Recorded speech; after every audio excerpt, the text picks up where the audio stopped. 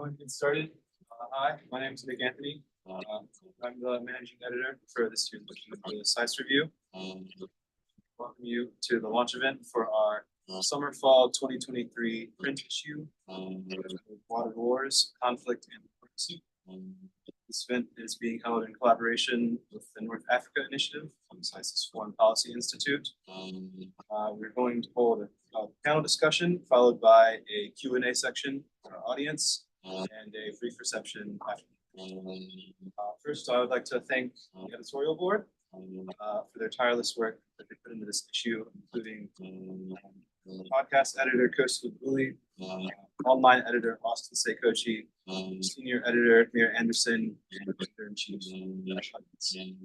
Also like to thank our assistant editors, the authors of the articles included in this issue, faculty advisor, Ambassador Cindy Monsef, SAIS Review's advisory board, and its chair, Dean Jim Steinberg.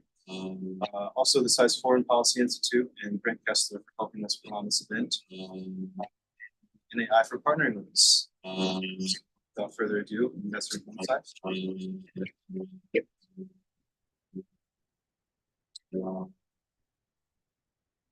Nick, and it is my great honor and pleasure to join the editorial board in welcoming all of you to this afternoon's launch of our SAIS review. The SAIS Review of International Affairs, published by the Johns Hopkins University Press since 1980, is a leading academic journal on international policy. It's led and managed, as you just heard, by a competitively selected group of students, current students among us, and the advisory board, as also mentioned by Nick, is chaired by our dean and academic experts and also serve. The essays in this SAIS take scholarly and practical experience, bring a fresh perspective to global political, economic, and security questions. The theme of the current edition is water wars, conflict, and diplomacy. It's also fully in the Policy Institute's own mission of proposing practical solutions and realistic answers to the world's most pressing problems. The FBI has also been in operation at SAIS since 1980, and as such, it is the longest standing internal think tank within the university, although there are others. This is standing and certainly the one that's associated with this scholarly journal. I would like to now invite our moderator, Arish Alhaj, noted journalist and TV presenter. She's also a researcher in international relations and national security at the Middle East Broadcasting Networks, and she organizes our panel discussion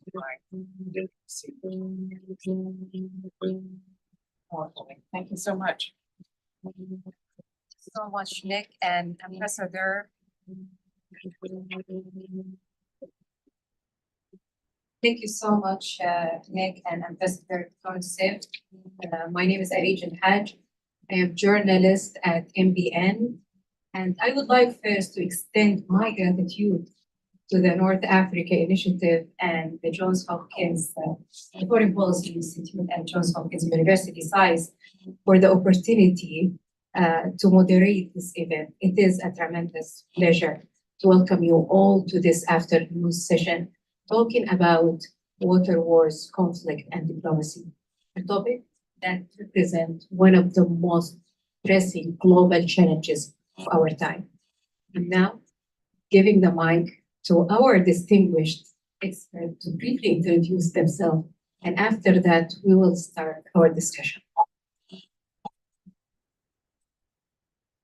Very much, and thank you to the Johns Hopkins SAIS for having us here for this discussion. I'm looking forward to very interesting conversation and questions. My name's David Mickle.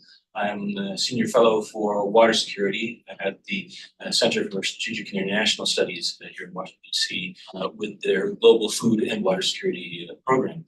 I'm actually an alum of the Foreign Policy Institute that back in the last century and into the beginning of this century, I worked at the Center for Transatlantic Relations, which was part of the FBI. I think ceased operations a couple of years ago, but was a researcher there working on environmental security and climate issues. Prior to joining SAIS, I spent several years in Sweden working with Stockholm International Water Institute on transboundary water management and governance challenges, and with the Stockholm International Peace Research Institute, again on challenges of environmental conflict and security. Thank you everyone for being here, and thank you to the Journal for the invitation. It's wonderful to see the new building. It's really quite something, so it's great to be able to have such a great group in here when there's such a beautiful space out there to explore. But my name is Luke Wilson, and I am the Deputy Director for the Center for Water Security and Cooperation. It's a law-focused organization that looks to improve the law surrounding water security and also to build better governance around management and treatment of water. So a lot of our work is international, domestic, and my practice straddles both. I'm also an international lawyer by training, and one of my first jobs straight out of law school was actually working on an interstate water dispute between Argentina and Uruguay over the use of the river Uruguay. And so that really has informed a lot of my worldview about how to manage some of these questions, some of these issues to prevent conflict going forward. So I am a lawyer, say that up front. And in my spare time, I teach international law at the George Washington University Elliott School. So I'm passing the knowledge on with the hope that we can build law more into some of these discussions and into some of the solutions. 1 hour. They have 1 hour, so we are going to start our discussion. And following our discussion, we will open the floor for Q&A. I'm going to start with you, David. Since you are my first, I'm going to go easy on you, despite the advice from Luke. Hard. So this issue broadly focuses on how shared water resources can lead to conflicts. There are many pathways for these conflicts to arise, from increasing environmental pressures that intensify competition for water supplies to a nation's decision to build infrastructure like dams. One shared water base negatively affecting another nation. Could you briefly describe some of the different pathways to water conflict, and in your view, which have the greatest potential to cause conflict in the coming years? Sure. So in my research, I have tried to develop a typology of different pathways for water-related conflicts. One of the pathways that we see prominently now is when water becomes a target or a tool of warfare or existing conflict, as in the destruction of the Kakhovka Dam in Ukraine by Russia. But there are also pathways and circumstances which competition over water resources or over decision-making around water resources can contribute to generating conflicts between countries or communities sharing water resources. One of these, maybe less common, less familiar, is the fact that international rivers account for about 1/3 of international borders. And when international rivers change course due to environmental circumstances or construction, that can affect borders. So we've seen, for example, in 2010, Nicaragua sending soldiers into Costa Rica because they accused Costa Rica of dredging the river upstream, altering the river's course, and therefore changing the borders, changing the territory between the two countries. Other circumstances include when water-related disasters generate damages in countries or communities that then societies or political systems address more or less efficiently, and that can lead to grievances when communities feel that the assistance or the reconstruction after that disaster has been disparate or unfair, or has maybe been manipulated to the detriment of one community or another. And you mentioned shifting environmental pressures when climate patterns, for example, alter rainfall, precipitation patterns that may impact irrigation, the raising of livestock. We see examples of this in the Sahel, where in the past decades, precipitation patterns have shifted somewhat to the south, and there's been increasing incidence of drought. And this has impacted nomadic and pastoralist communities that typically migrate with their livestock in search of pasture.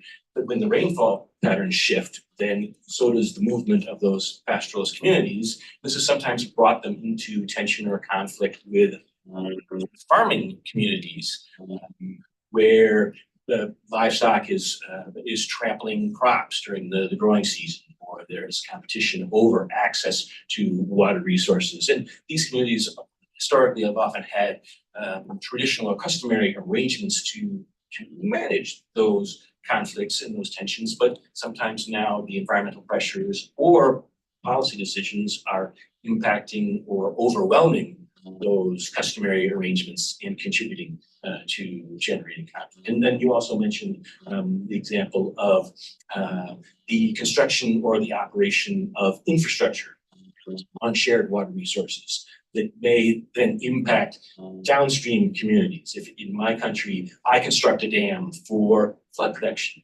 or for irrigation purposes, that can alter the timing or the quantity or the quality of river flows reaching downstream communities, and again generate tensions and conflicts over access to water resources. And then finally, and maybe one of the elements that is most common and also more likely to generate conflicts are instances where the issues are less access and availability of the physical water resource than access to availability of decision-making around shared resources, or instances where policies are being made in an exploitative or exclusionary fashion to the detriment of a population or a community within a system of shared water. And here an example might be the Maoist insurgents in India, the Naxalites, coming from the name of the village where insurgency began in the 1960s. And one of the slogans of this insurgency summarizes the dynamic that I'm talking about quite aptly. Water, land, forests, rights and dignity.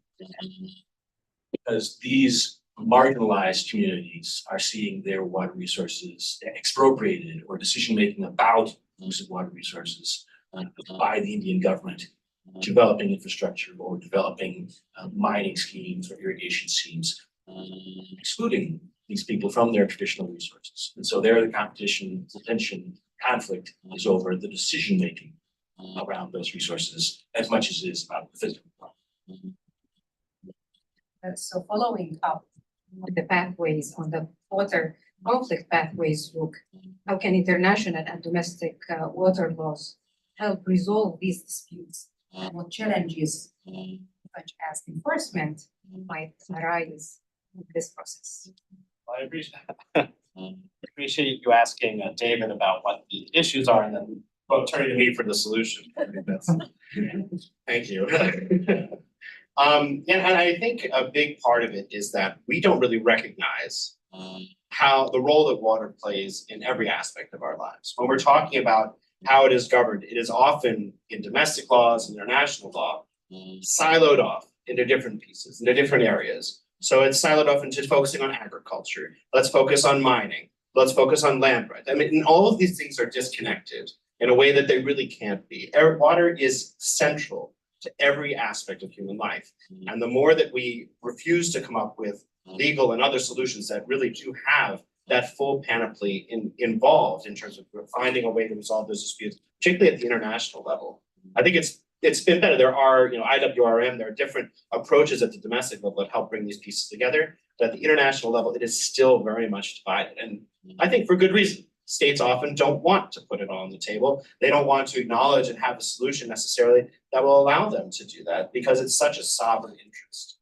So I think, the biggest issue at the international level is that the guaranteed rights are in short supply. You don't have guaranteed rights to water that are written down anywhere. You have to write it, you have to affirmatively put that in place in order for that to exist, which means that there's not a lot of rules that can be used to set the basis and then resolve disputes down the road. And that means that there's that much uncertainty when states are trying to figure out what are we entitled to? When our needs have changed because of climate change or for other reasons, how do we address that? The law just has not caught up with that yet. And I would say in many cases, the institutions have not caught up with that idea yet either. They're still struggling. So, and I hate to call it this, but I think it is neglect.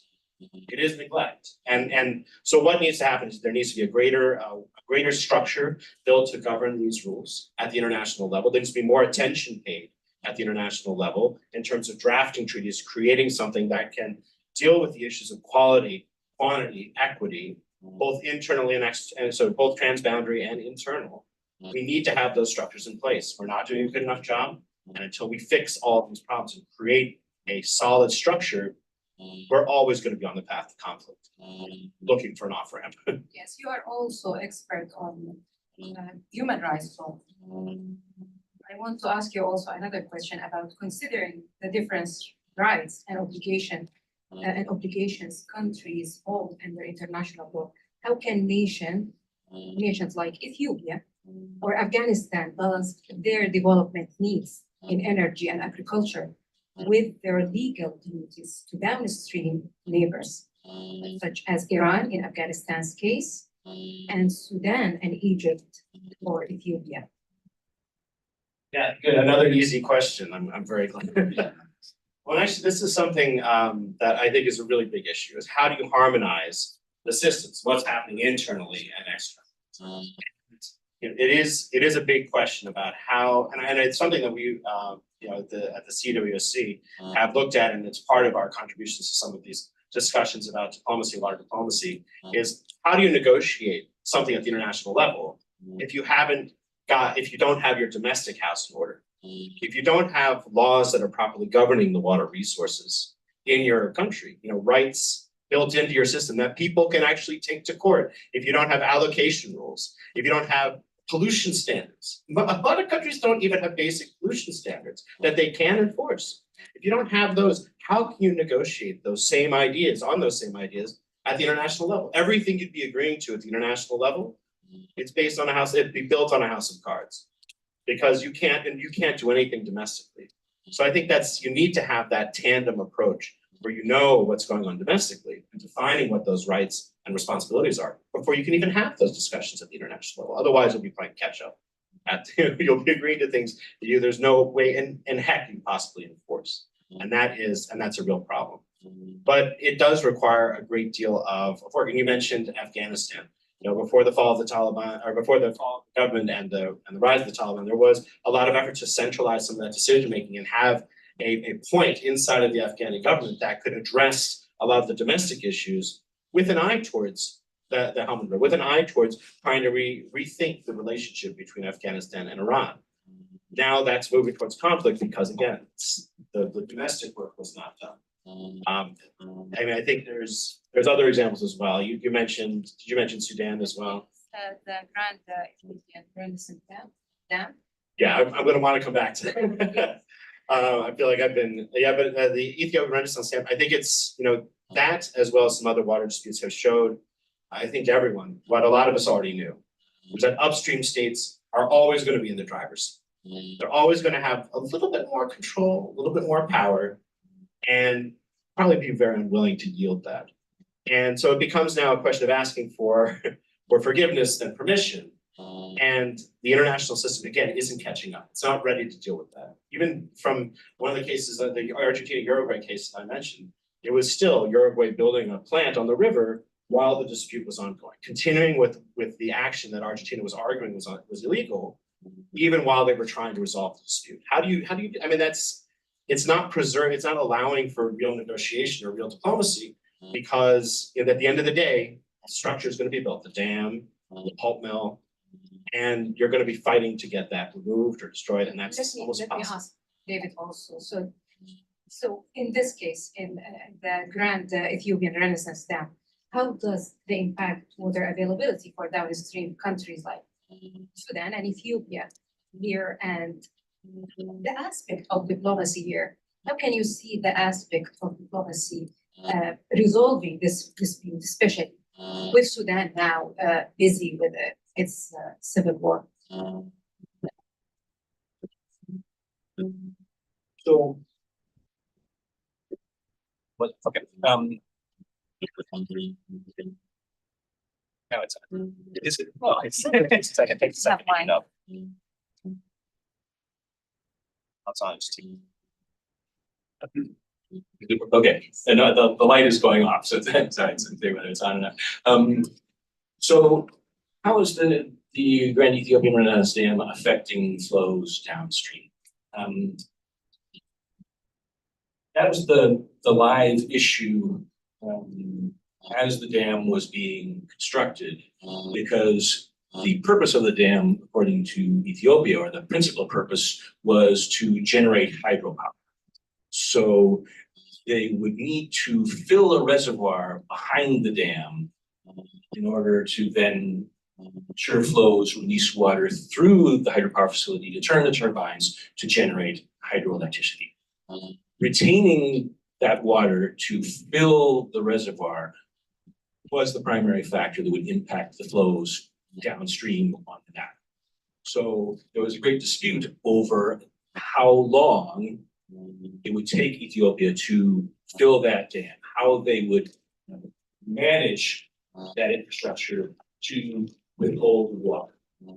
Essentially, would they block more of the flow going downstream to fill the more quickly, or would they allow more water to flow downstream? Downstream countries, Sudan and Egypt, particularly Egypt, which depends for over 90% of its fresh water flow of the Nile. It depends on the flow of the Nile for over 90% of its fresh water, and almost practically does not rain.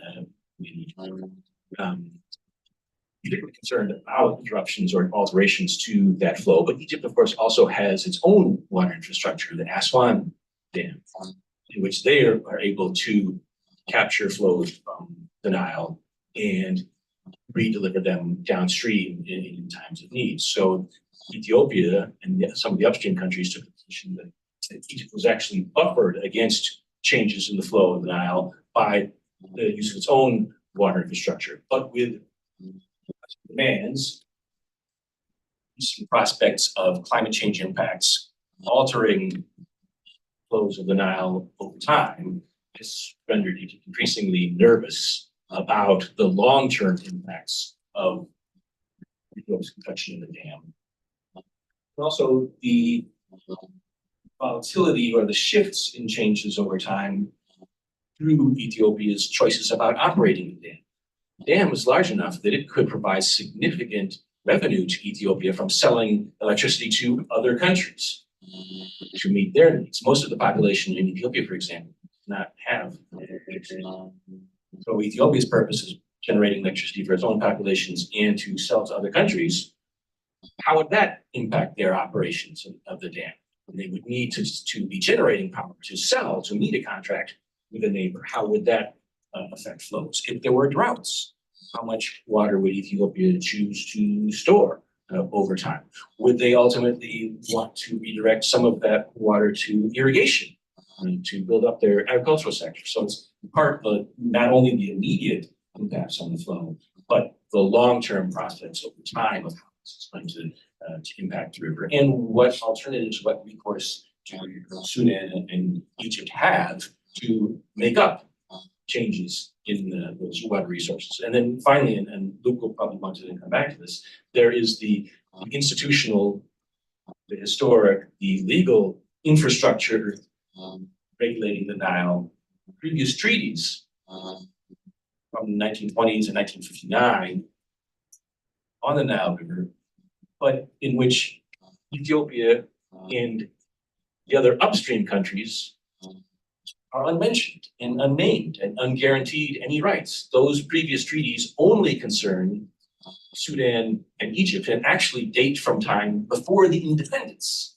of almost all of the upstream countries. So Egypt, legally speaking, is within its rights to argue to the history and the stipulations of the treaty to guarantee its flows. But where does this leave? Where these legal structures leave the other countries that aren't? Questions for you? What I know also, like old laws are still causing problems, conflict today. And this is one current example that we have now with Ethiopia, Egypt, and Sudan. So, basically, how border management agreements from the colonial times are affecting current border disputes in Africa. Give us your opinion about how to fix or to deal with these long-standing problems that could still control African countries and their policies.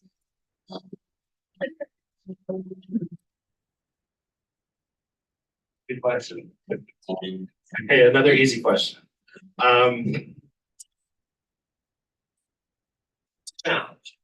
I mean, a big part of creating the legal structures is to have something that can withstand the test of time, that isn't going to be too flexible to allow states to be able to do whatever they want underneath it. So mandatory and binding and clear enough that states can follow it, but also it has to be flexible enough to address that you're dealing with a natural resource that is going to have a certain amount of variability. It's going to have a certain, and even the threats to it are going to change over time. And so I think it is a challenge. And sometimes, and then the bigger challenge probably is that once you do have something in place, which is always going to be better than nothing, over time, how that looks and how that operates can change. And I think Egypt and the Nile, and Egypt, Sudan, and the Nile is a good example of that. The treaties that were signed during the British colonial period governing a river that is now central to that region. Well, not it's even more central to that region. So that, it's a problem, and the law does not necessarily create an easy solution to just get rid of the treaty and move on to something else. And that's a feature and a bug.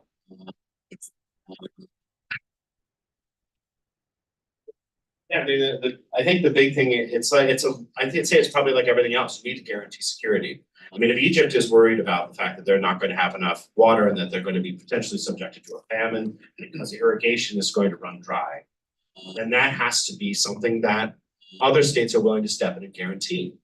It's the same thing with the Green Climate Fund and that kind of idea. If there have been impacts, development is going to continue.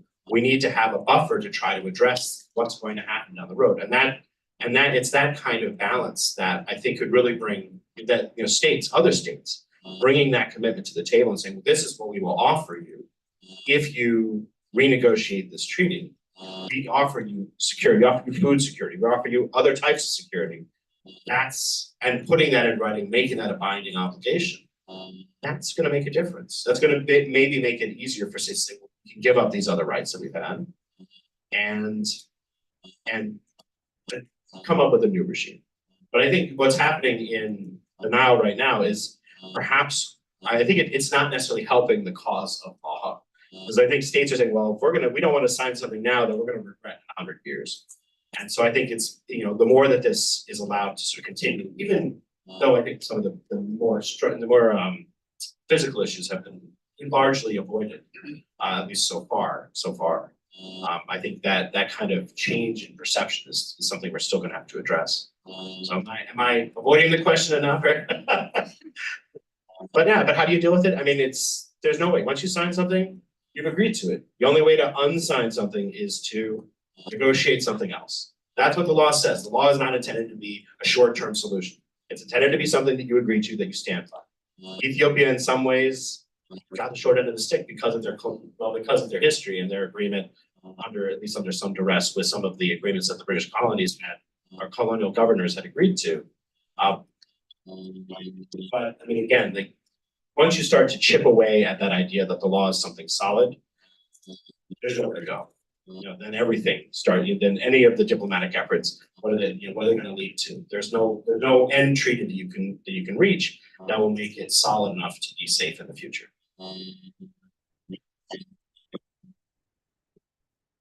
David, in a report, before you describe the 1960 Indus Treaty, a water sharing agreement between India and Pakistan, are the four shortcomings of this agreement.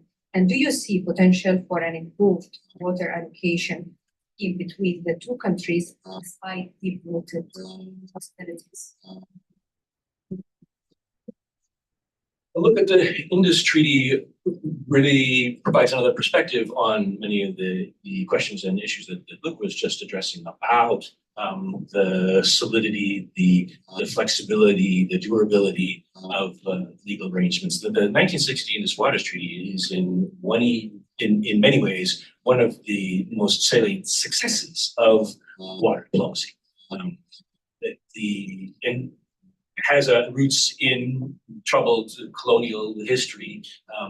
The 1947 partition of colonial British South Asia drew a new international border that bisected the Indus River system and bisected the extensive canal system that the British had built to support the region's agriculture. And in the Indo-Gangetic Plains, that remains the most heavily irrigated, most intensively irrigated agricultural area in the world. Partition cut that system in half and left downstream Pakistan, which depends for 3/4 of its water on the Indus system, severed from key water resources upstream in India. And at the time of the partition, India actually shut off those irrigation waters to Pakistan for a brief period of time in between what had been East and West Punjab, but now became part of India and Pakistan. India considered, well, the previous arrangements that we had, those were colonial British arrangements. We're independent countries now. So that legal agreement no longer holds. Persistent tensions between India and Pakistan over water resources drew in the World Bank to mediate and facilitate negotiations between them that led to the Indus Waters Treaty. And the World Bank is actually a signatory to that agreement to help guarantee some of the arbitration conflict management systems that the treaty puts in place. However, unlike many international agreements that have stipulations to allocate water resources according to water flows or the needs of upstream and downstream countries, the Indus Treaty has been characterized really as a divorce because it physically divides the basin between India and Pakistan. The 6 main tributaries of the Indus flow westwards through India before they reach Pakistan. And then a 7th major tributary, the Kabul River, comes from Afghanistan and Pakistan. The Indus Treaty simply distributes those rivers, those main tributaries geographically. The western 3 are guaranteed to Pakistan. They constitute about 80% of the river system's flow. The eastern 3 are guaranteed to India. And there are strict regulations on the types of infrastructure and the type of use that India can make of the water on those western branches, those western tributaries that are devoted to Pakistan. At the time of its signing, the president of the World Bank, who mediated this treaty, considered the treaty resolved issues that otherwise could have driven India and Pakistan into, in that sense, successful. But that agreement doesn't have any provisions for changes in water flows that might come from climate change. Climate change was unknown outside of tiny scientific circles. No provisions for changes in water. No provisions for groundwater. Groundwater and surface waters in the Indus system heavily intersect and overlap mutually. No provisions for water quality. No provisions for the two other countries, Afghanistan and China, that form part of the Indus system. And reluctance on the part of both India and Pakistan to reopen negotiations around the treaty because of fears that this is to open a Pandora's box. Even though both countries recognize the shortcomings of the treaty, there isn't a simple mechanism to only discuss certain issues under renegotiation. Both sides fear that if they start to address one challenge or another, that the other will take advantage of that discussion, that negotiation, to bring up other issues. So how to modify, how to alter, how to add to the treaty,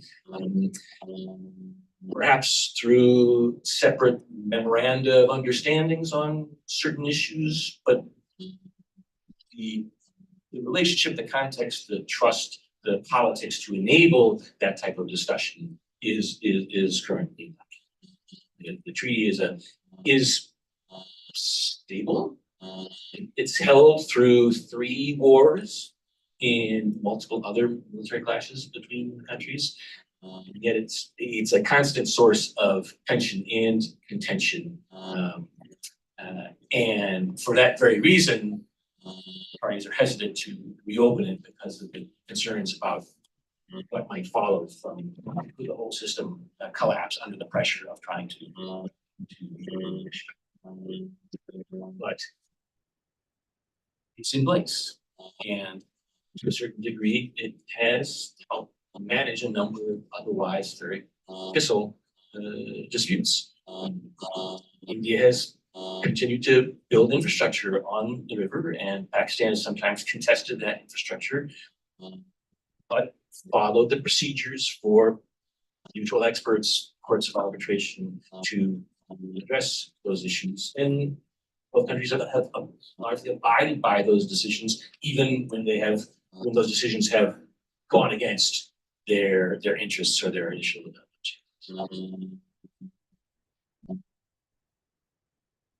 Luke, this is a personal question for you. I am from Sudan, a country that is rich with water resources. However, the Darfur region experienced conflict and water due to climate change and lack of water also. Regarding this war, if there are any action you believe could have averted the war, or any kind of policies or actions that could nations and international community implement to diminish or avert similar conflict in the future?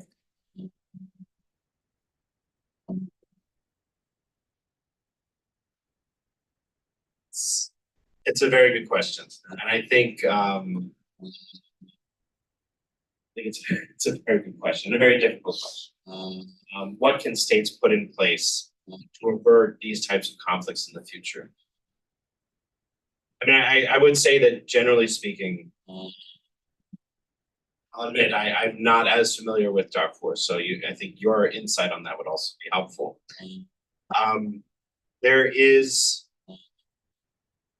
You need to have those, again, as I said before, you need to have those structures in place. You need to have strong management in place at the domestic level that ensures really 3 things. That ensures proper availability of water resources, so the quantity of water resources, proper quantity of resources. So is the water polluted, is it clean, is it usable, and equity, making sure that it is properly and fairly provided to everyone who needs it. Starting with human consumptive needs first, and then moving out into subsistence agriculture, and then everything else. That prioritization does not happen. Agriculture oftentimes comes first, and there are a lot of other reasons why the actual availability and quality of water is not good. So I think that's the big thing. You need to have those domestic structures in place first, and then you can build a stronger international system from that.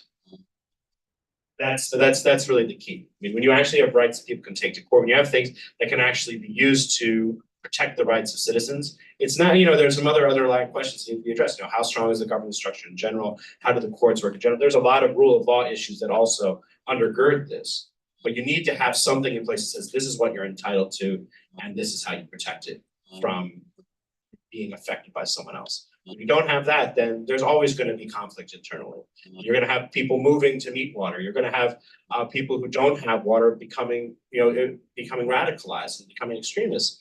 And we're seeing that Lake Chad, leading to Boko Haram. In Syria, farmers leaving area because there wasn't water coming down the rivers from Turkey. That they were moving and starting to become extremists because they didn't have access to any opportunity any longer. These are driving a lot of these conflicts. So I'd say that's a core of what you need to do is really have that strong domestic system in place. And like I said, a lot of countries don't have that to start with. People can, David, there are many conflicts around the world, and your article, the article that you co-authored, the Seek of Gaza's Water, you highlighted the destruction of Gaza's water infrastructure. Has anything changed since you wrote this article in January? And what can be done to ensure Palestinians have access to clean drinking water? Since the time of writing that piece, the situation has only further deteriorated as the war has continued. And the water infrastructure of Gaza suffers directly and indirectly from the conflict in many ways. And this relates to the point that Luke was making earlier about the multifaceted nature of water resources, the purposes they serve, and the infrastructure that provides it. That one of the reasons, for example, for the collapse of the water infrastructure in Gaza has been the damage to power systems. That most of Gaza's water comes from a coastal aquifer, underground reservoirs of water that are brackish, that they're saline, they contain salt. And so before using them, population depends on desalination systems or treatment to render that water consumable, but those systems have to be powered. And so as the conflict has destroyed power lines, interrupted the provision of fuel, those treatment plants, those pumping systems for bringing water up from wells have all been affected. So even where treatment plants or pipelines have not been directly damaged or destroyed, the conflict has impacts. And we've seen that the same has been the case in other conflicts around the Middle East and throughout the world. The destruction of war damages infrastructure and water infrastructure particularly. Then there are questions about the access of humanitarian aid, provision of materials to restore or rebuild that infrastructure, and security concerns on the part of Israel that materials that might serve to build water systems could also be turned to by Hamas to the production of weapons. Same with that question about fuel supplies. Fuel that would be imported into Gaza, could that be monopolized by Hamas? And at the same time, the ongoing destruction is rendering the prospect of reconstruction and rebuilding even more difficult, because the more infrastructure is damaged, the longer term in which infrastructure is not maintained, serviced, the more damage there will be over time. And this is beginning to have, of course, knock-on effects for public health, for food production. How can, in the midst of the conflict, how can water services be better insured? The only viable mechanism now is emergency humanitarian assistance and the supply of water and food supplies to the affected populations. And under international law, combatants in any conflict, no matter who the parties are, international law applies to states. But in this type of crisis, all parties are called upon to permit the passage of humanitarian aid and to not deliberately destroy infrastructure needed for the needs of civilian populations like water resources, food infrastructure. So as long as the conflict continues, the only answer to your question would be immediate humanitarian relief. And then when the day arrives, when efforts of reconstruction and rebuilding can take place, then there will be the long-term challenges. So, international. Yes, so in this case, how can we, like, the international legal framework be strengthened? Better protect water resources in time of conflict and to ensure accountability of violations. So how can we strengthen it and what can be done to increase accountability? This is absolutely, frankly, they don't need to be strengthened. They are strong enough. The rules are clear. Do not attack civilian infrastructure. Do not attack resources that are necessary for civilians to survive. Do not attack dams that hold back strong forces that could destroy a population. These are unequivocal, absolutely unequivocal. And yet they are being consistently violated in every conflict. And it's becoming more and more prevalent. In Syria, you had outside of Damascus, an entire the water that was supplying the city being poisoned. You have water infrastructure, water personnel being destroyed and attacked directly in Ukraine, in occupied parts of Ukraine. There is no question. The law already says, don't do it. What I don't hear as much is everyone else saying that. I don't hear it as, it's gotten better, I'll admit. It has gotten better from the US government, but I don't hear that as a primary message. Do not attack water, do not attack water infrastructure. These are systems that are absolutely critical for civilians to survive. It's basic, you don't have it, you die. There's disease. I mean, it's abhorrent. So really what we need stronger attention to it. When we're talking about war crimes, we're talking about crimes against humanity, this should be at the top of the list. These should be the things that people are prosecuted for. There needs to be a clearer message that you do not do this. Water is not a weapon. Water should not be weaponized. And to its credit, some organizations like UNICEF have tried to focus attention on this, on the impact it has on children, on the impact it has on the elderly and disabled. In particular, that's their bailiwick, is children in particular. But it affects everyone who has to stay behind, who isn't able to leave. And frankly, other parts of the UN, Secretary General is a good example, particularly in certain conflicts where maybe there are some permanent members of the Security Council involved. The Secretary General has stepped back, has not taken the action that is needed, at least openly, to say, stop it. And I think that sends a dangerous message, not just to combatants, but to those non-state actors who are also involved in conflict. And it needs to end. It needs to end now.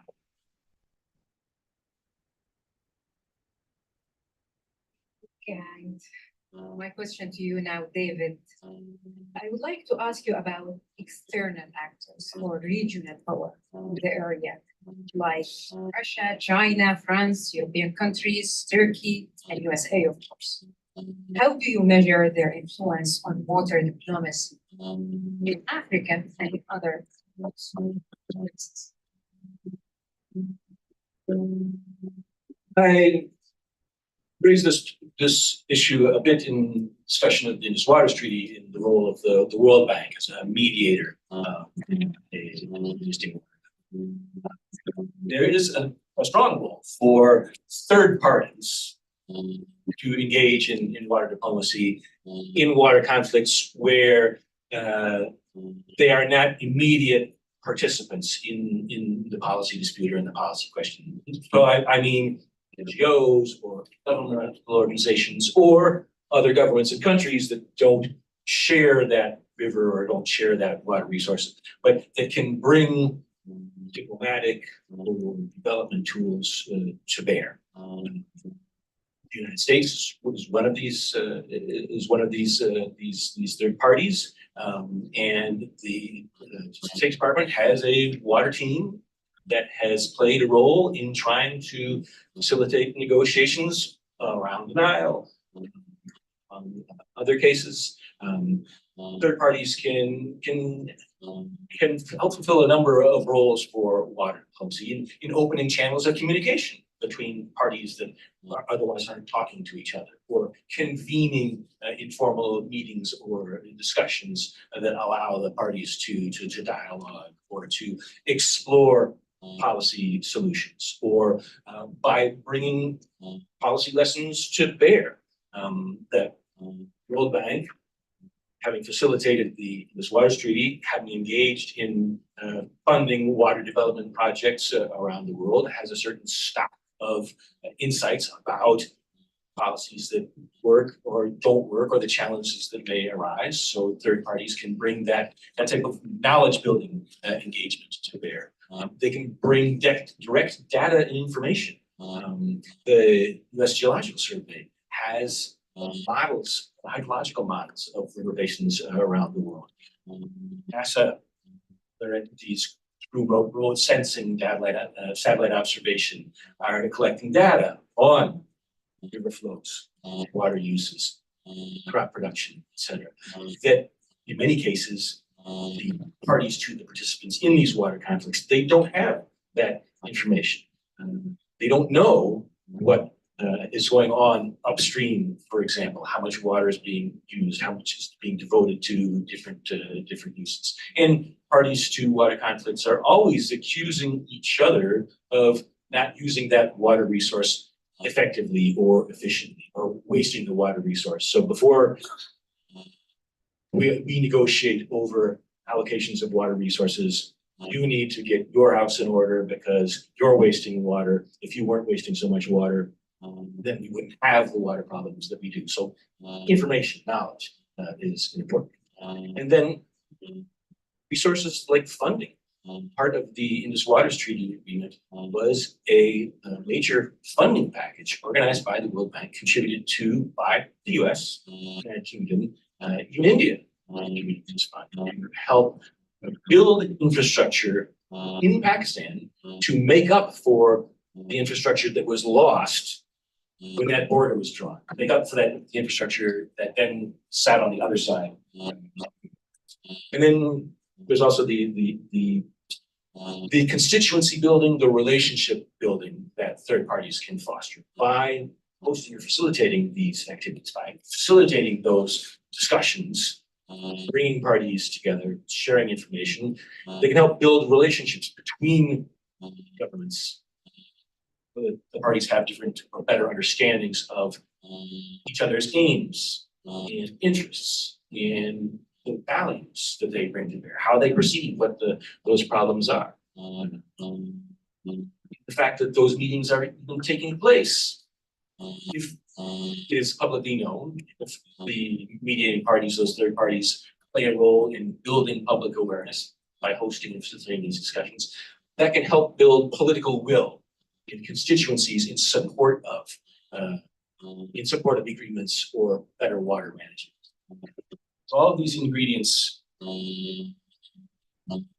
synergize, interact, and brought together, and this is one of the roles that third parties can play in supporting the context for more cooperative arrangements. I will say though, there is a flip side that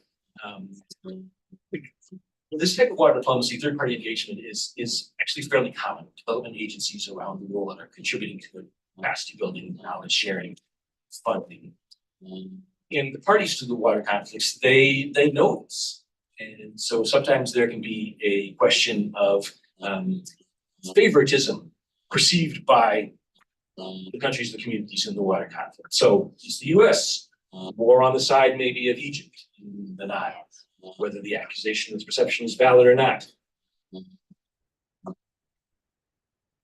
Parties may also want to shop for third-party engagement, believing that, well, SIDA, the Swedish National Development Cooperation Agency, for example, may or may not be more favorable. I just raised that as a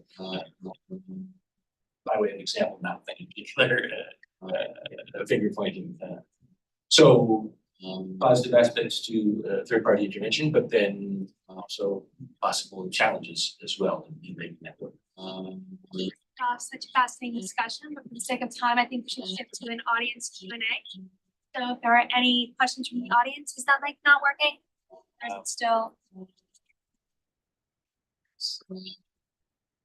It seems to be working now, but it had gone off before a while. It was, yeah, Okay, it cuts off. then we'll try and run it around if that works. So are there any questions from the audience? Yes.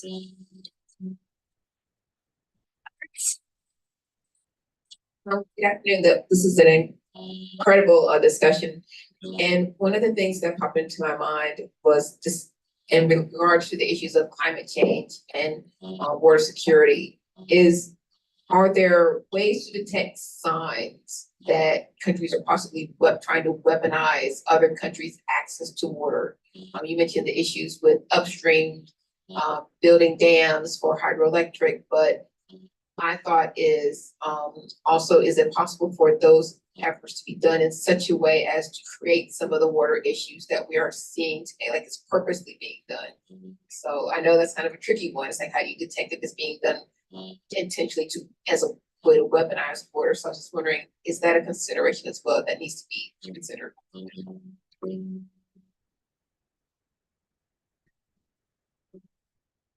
Should we go right to that, or you want to collect a couple of questions, or?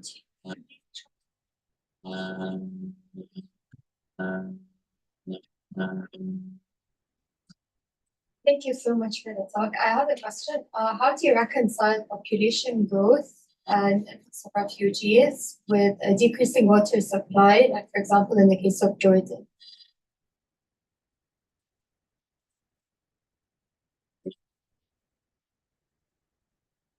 My question is about wastewater management, and to what extent it's an avenue for cooperation, for alleviating the demand and supply problems, but also preventing conflict, and to what extent certain states and multilateral groups are investing there, creating jobs where it might be a peaceful and positive development.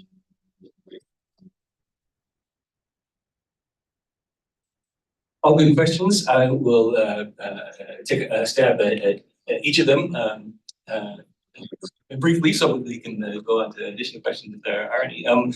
So yes, that prospect of deliberate water weaponization is a challenge that has been foreseen by defense and security communities looking out at evolving strategic challenges in the face of climate change. For example, the US intelligence community conducted a global water security assessment in 2012 that very caveat full disclosure that I contributed to, but that foresaw the possibility that states could employ their water infrastructure like dams to exercise pressure on downstream countries by even holding out the prospect or the perception that they might manage that infrastructure in ways that could impact the downstream countries. So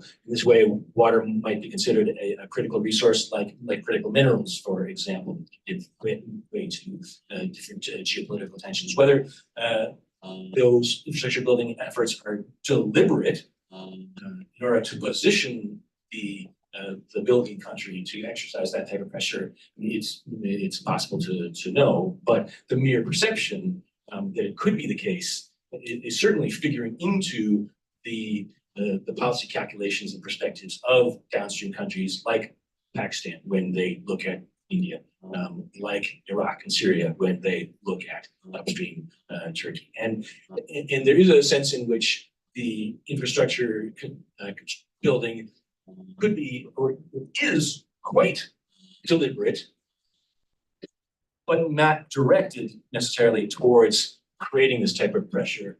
And that is, again, in the prospect of climate change, that where countries or communities project that precipitation patterns will shift, that there will be increasing water scarcity, they could very well choose to build water infrastructure like dams for water storage, or flood protection.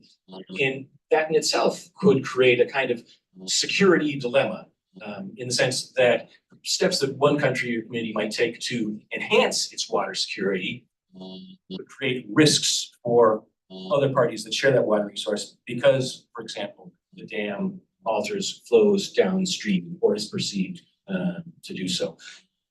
And the only way to manage those types of risks and perceptions is through the party informing the downstream parties of its intentions, of its project designs, conducting social and environmental impact assessments, and coordination, some type of collaboration, mutual notification, problem solving around those infrastructure projects. Otherwise, there can remain the perception that that infrastructure can be turned against me or manipulated to my detriment. Population growth, population displacements, migrations, population movements are certainly part of the equation and one of the potential drivers of conflicts around water resources, in that those populations place additional demands on the water systems and water infrastructure of the host regions or the host countries. So, Lebanon. Think of the refugees from the ongoing civil conflict in Syria. Those populations ultimately can be seen to be competing for the water resources in their host countries, placing pressure on those resources, and that can be one of the drivers of. So when those population movements take place, whether they are in emergency or crisis situations, or whether they might increasingly become part of long-term patterns with impacts of climate change, populations need to take that into account when they are conducting their assessments, developing their policies about how to meet the water needs of those populations. Because, as you rightly suggest, people, that's where the water demand is. Drinking water, sanitation, growing the food for those people. And food is the principal consumer of water resources. All of those place demands on whatever the host region, host watershed, and host water supply is. Water management for water quality. Water quality is one of those factors that can play into water conflict for sure. In the Niger River Delta, developed for petroleum production, the pollution from that petroleum development poisoning the water resources of communities and populations in the Niger River Delta is named directly in the documents of insurgent groups, rebels in the Niger Delta. Say out loud. This insurgency, part of what's driving this is the poisoning of our water resources, is the water quality question. And we know from surveys in the Niger River Delta that populations, people are more likely to support political activism, including up to insurgency and violence because of these water quality issues. So we know it can be a driver of tensions, but wastewater management is also an underutilized resource in developing water sources. It has terrific impacts downstream. The World Bank calculates that downstream communities lose a little bit less than 1% of GDP to water quality issues flowing from upstream. We know that anywhere between half and 3/4 or more of the world's wastewater, particularly in developing countries, is not treated at all. But wastewater flows, because they contain nutrients, can also be a particularly valuable source of water for agriculture, for example. If it's about 300 cubic kilometers of municipal wastewater generated worldwide annually. If that wastewater were treated to agricultural standards and used for irrigation, it could meet about 15% of the world's irrigation demands. And it's a particularly important question for municipal water systems. reuse and recycling of wastewater. Singapore is at the frontiers of these issues with their, the derogatory term is toilet to tap. The term of choice for Singapore is new water, but treating their wastewater up to quality sufficient to be recycled into the municipal water system.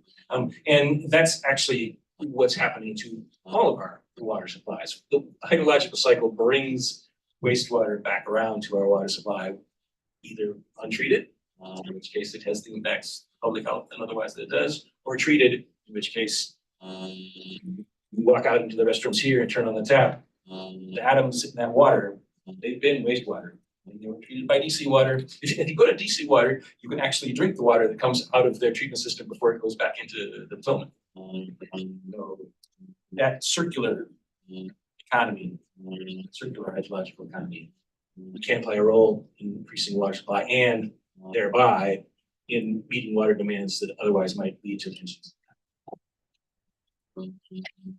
I think David said a lot of wonderful things, and I agree with everything he said wholeheartedly. I want to work backwards though. So I mean, actually, it was funny because toilet to tap, I always saw that as a recognition of human innovation. You know, it's like that's the epitome of we're making something. This is cool. I've always never understood. You know, you're right. It has become derogatory. I always thought it's really more of a pat on the back than anything else. But yeah, wastewater management I think is absolutely an area for management. But I think it's about building that trust. You know, when you are willing to treat the water and make sure that you're leaving, you know, a shared water resource better than you found it, that sends a real message. And I think that can help be the solid foundation for building trust when it comes to political cooperation and trying to have that positive development from all of that. Water. Yeah, so I think that's a big part. And in the US, we actually see these problems similarly as well. I mean, in the Mississippi alone, you see a lot of the water that isn't necessarily treated from agricultural runoff, that has to be treated by the city water systems that are along the river. So even inside the US, we're actually, I think a lot of the state to state issues when it comes to water allocation and water quality, yes, the EPA and the federal government have a role to play, but it is actually not too dissimilar from what you see on the international level. But that's a big issue, is how do we make sure that, you know, the costs of treating this water that we aren't regulating the quality of at the federal level, because we don't regulate any like agricultural runoff as a non-point source pollutant. How do we make sure that that's not raising costs for everybody else? And so I think that can help build trust. Or you can say we're doing our part for who's down the river.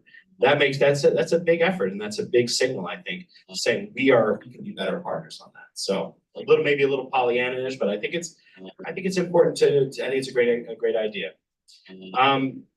Increase in refugees and population growth is impacting water supply. But this was actually an issue during the Iraq-Kuwait War. Jordan had a lot of impacts on their environment that were driven by people who were fleeing the conflict. And there is, you know, and the UN Claims Commission that dealt with that, you know, did look into what was due to Jordan as a result of that. And I think, you know, it's unsatisfying in the long run, and the rules themselves are not necessarily as clear when you look at other conflicts, but not the same ideas would apply. But there is, in theory, the doctrine under international law that if there is transboundary harm, significant transboundary harm that you create, that you are responsible as a state for that. It's typically used in the environmental context. It's the basis for actually the UN Water Courses Convention, some of the rules that have been built into that. Although nobody's signed, not nobody, but not a lot of states have signed on to that agreement. But at least that, as a doctrine of custom international law, does have a role to play. And I think exploring how far you can push that and saying, you know, what can we get? What is the impact that we're seeing, and who's responsible? I think it's important. The hard part is that you have to wait a long time. You know, if you're going to try to collect any money from or anything from Syria, as an example, I mean, you might be waiting for the rest of your lifetime. And for a country like Jordan that's still with a lot of refugees, that's not necessarily going to be, you can't wait a lifetime. You're already dealing with the issues now, both internally and internally. There's one other thing on. Oh yeah. In addition, I would just highlight, you know, there are also a lot of sort of unplanned cities that are being built, you know, as refugee camps are in place for decades at a time. You know, those were not necessarily built to be there forever. So I think that's another area where you see water resources being challenged because, you didn't necessarily plan to build a city there, and now it's there. And so how does that fit into a broader discussion of the water resources for a country? So I think there's some really interesting issues there. I wish I could solve them all, but I do think that, at least in some ways, again, having a system that allows for some sort of reparation at the end of the day, using some of the existing rules of international law would be helpful. Secret weaponization, I would say that one of the great things about water is that it is very difficult to build infrastructure that secretly. If you're building irrigation, it's usually visible. Same thing with dams. It's kind of hard to build a dam with nobody noticing. And actually, that's with the GERD. I know that was something. It was very widely tracked using satellites on, even just Google. So it's so I think there's and I think that's how some of the initial initial notice that the dam was being filled was just because the satellite images showed it. So I think it can be very hard to weaponize water in that way. But I mean, climate change, obviously, the impacts are pretty deep. But aquifers, I think, are really where you see a little bit more of that potential. But I think it's less about intent and more about neglect. I think, I don't want to pick on a specific aquifer, I don't want to let anyone know, but there is an aquifer between India and Pakistan, where at least the remote sensing data, and my knowledge of this is a few years old, I don't know if they've done another pass over. It showed that the aquifer on the Indian side was in the red, almost completely drained. Now, the aquifer continues on the other side of the border, but you can only, at least at that point, you could only see what was happening on the Indian side. And it wasn't part of a secret plan. I think a lot of it was actually driven by development, giving farmers solar pumps so that they could draw water out of wells. They didn't have to pay for gas distribution, so they would just let them run all the time. And so I think aquifers get drained really quickly. I think that's where there's more of this potential issue. But again, I think it's more from neglect. So if you have of management. So if you have good internal management, it is going to be costly, but it's a very good and very important step in order to prevent that, prevent conflict in the future. But I think that's where, if you're looking for sort of the secret area, I think that's where it could happen. But I think it's more unintentional. I will say, it's kind of mind blowing to me.